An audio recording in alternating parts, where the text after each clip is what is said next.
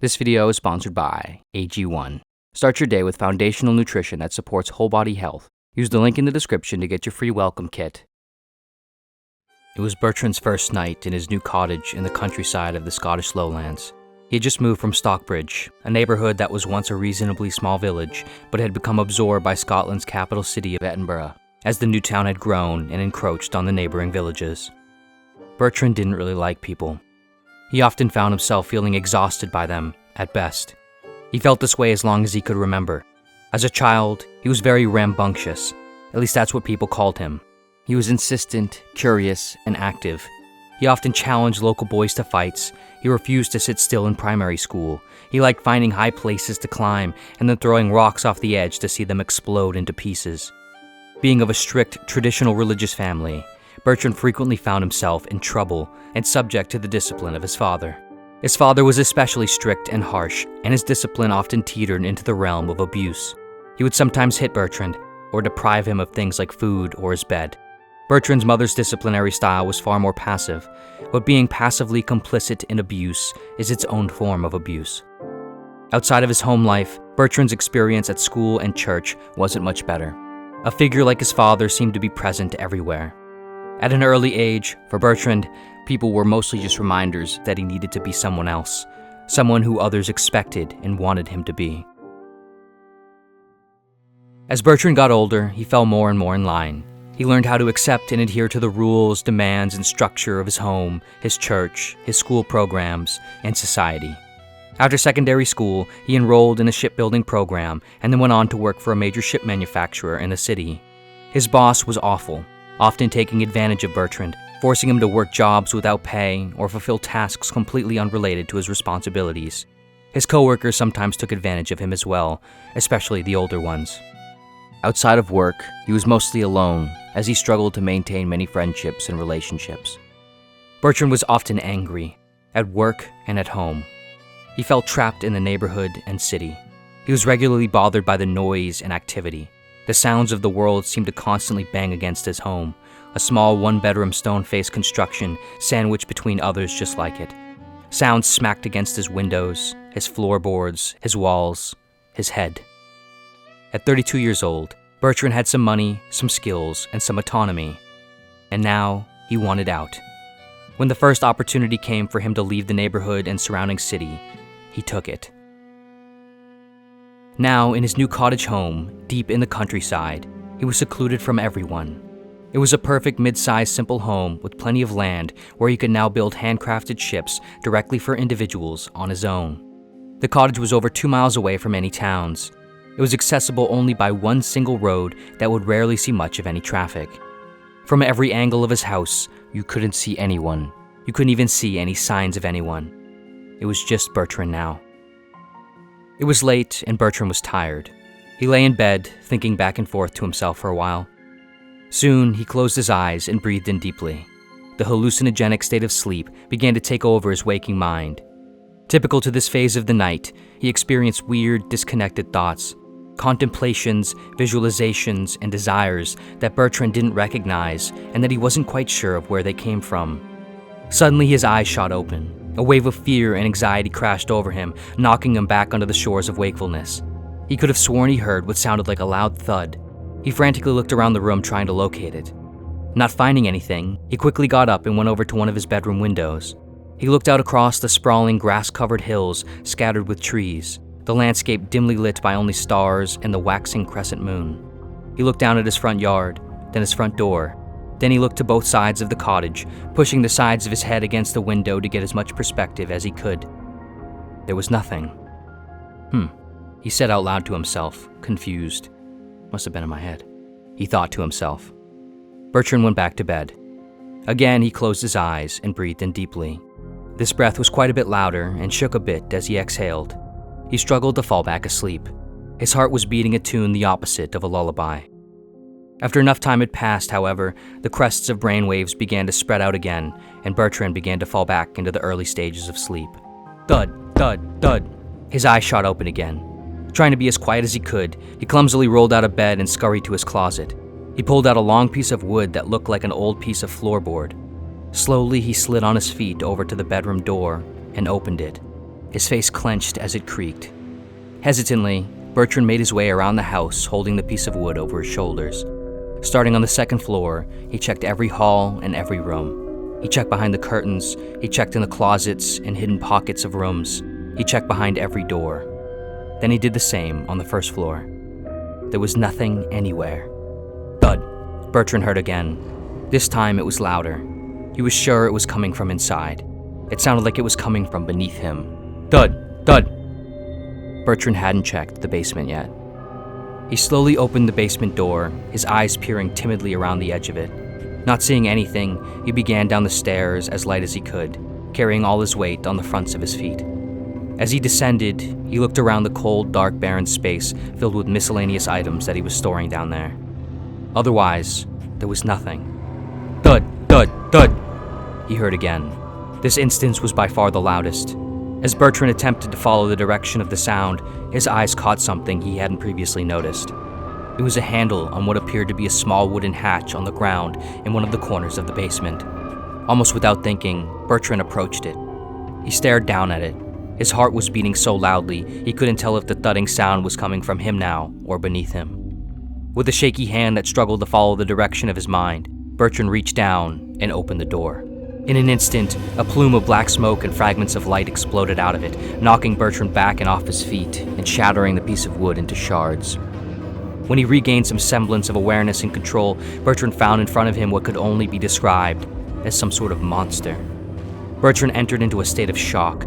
He couldn't believe what he was seeing. He didn't believe it. I must be dreaming, he thought to himself, but the pain felt undeniably real.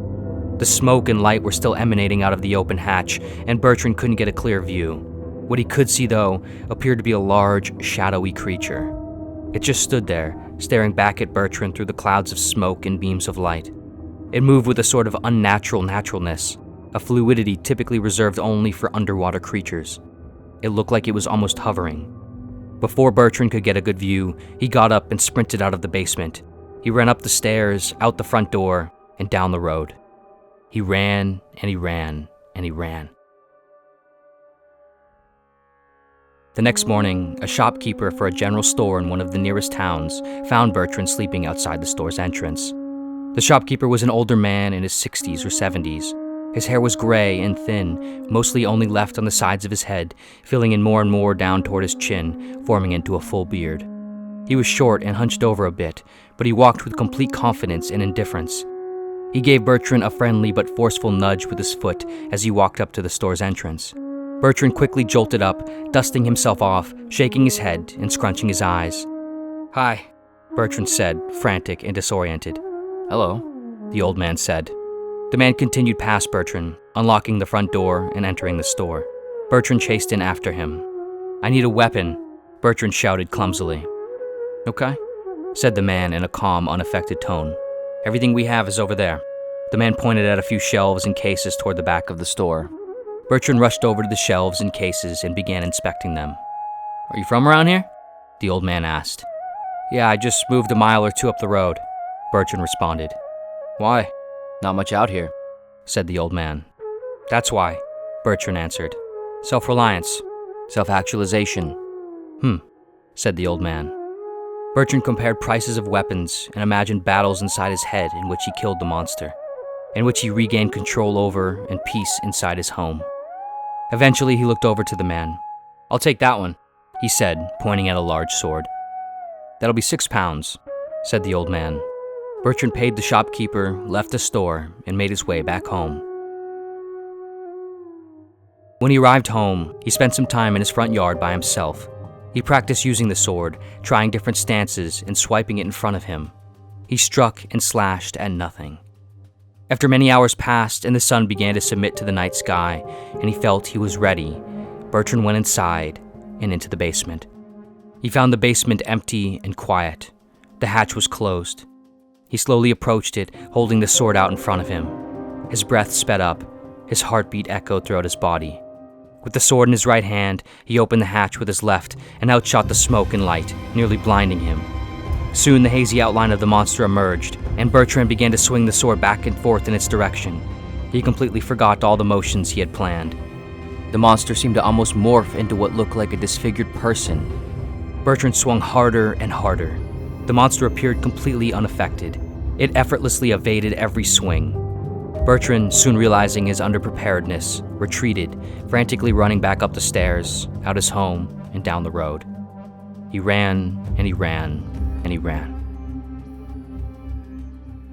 The next morning, again, the shopkeeper found Bertrand sleeping outside the store's entrance. He kicked Bertrand, and Bertrand jumped up. "Hi, I need a different weapon. That one didn't work. I need something more powerful and easier to use." "Okay," the old man responded. "Come on in." Bertrand followed the man in, going back over to the shelves and cases of weapons. After much inspection, he decided on a flail, a weapon with a spiked metal ball attached to a wooden handle by a metal chain. "I'll take that one," Bertrand said, pointing at the flail. "That'll be £5, the old man responded.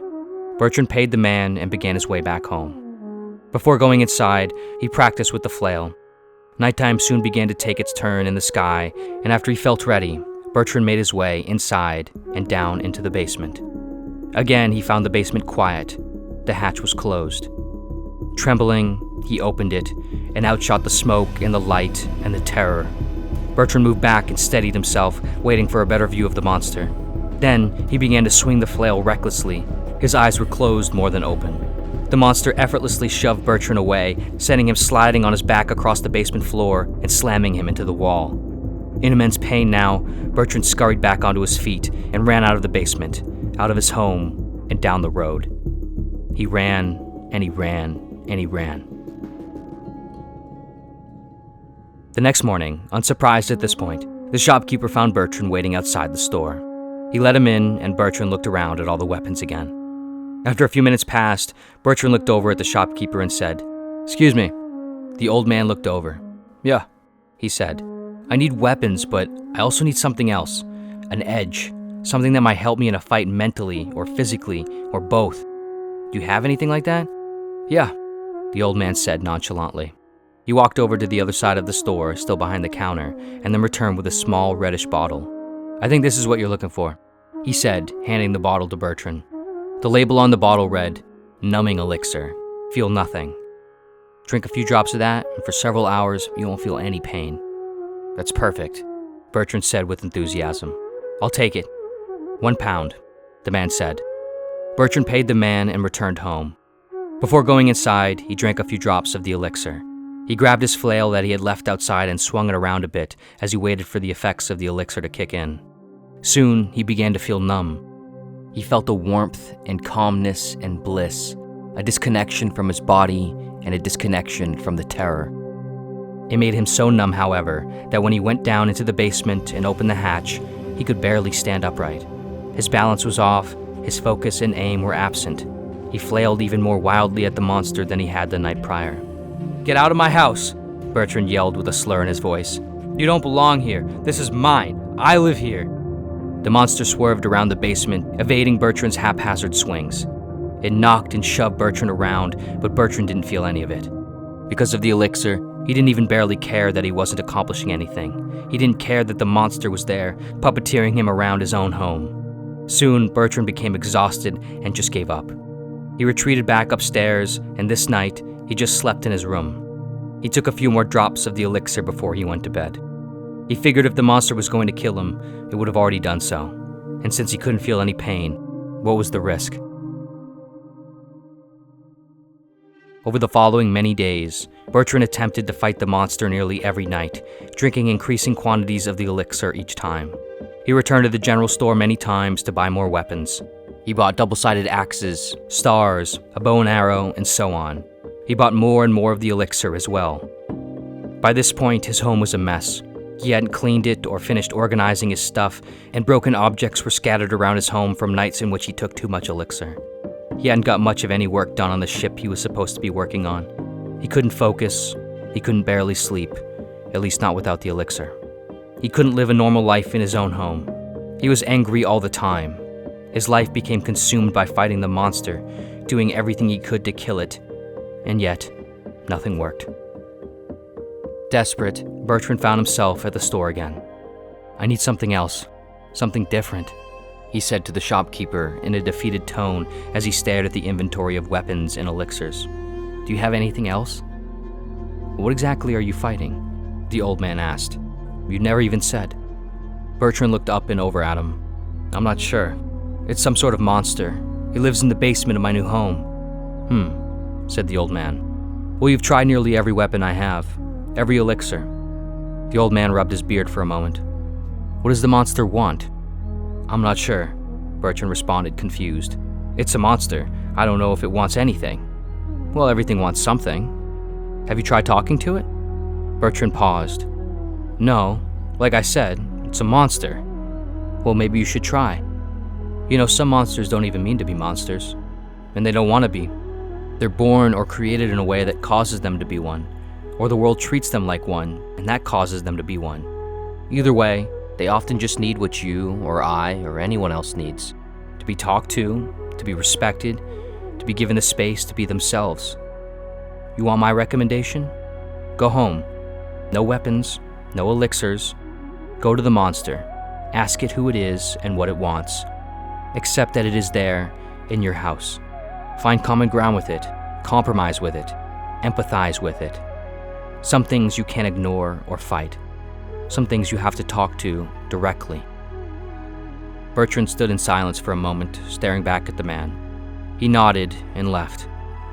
When Bertrand returned home, he went into the basement. He left his weapons outside. He kept himself sober. In the basement, as it always was, the hatch was closed. He approached it, breathed in deeply, and then reached down and ripped it open. Smoke and light shot out. The clouds and rays consumed him as he watched the vague outline of the monster appear. In front of him, it stood. Bertrand did not approach it, but he did not back away either. He stood his ground, close enough to see and communicate with it. The hazy outline morphed more and more into a defined human-like figure. Bertrand breathed in loudly through his nostrils. Then, in a shaky but bold voice, he said, Would you like to come upstairs? We could talk there. There was a long pause. Yes. Thank you, said the monster.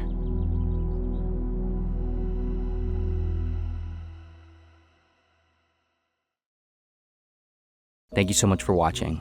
This video is sponsored by AG1. With the winter months in full swing, our mental and physical health can easily become affected by this cold, dreary time of year. Focusing on our well-being is, of course, important all year long, but it's especially important during this time. Dealing with this issue is complex, but some of the foundational building blocks include things like managing stress and cognition and supporting your digestive health and immune system. Of course, managing these things is its own challenge, and that's what AG1 helps solve.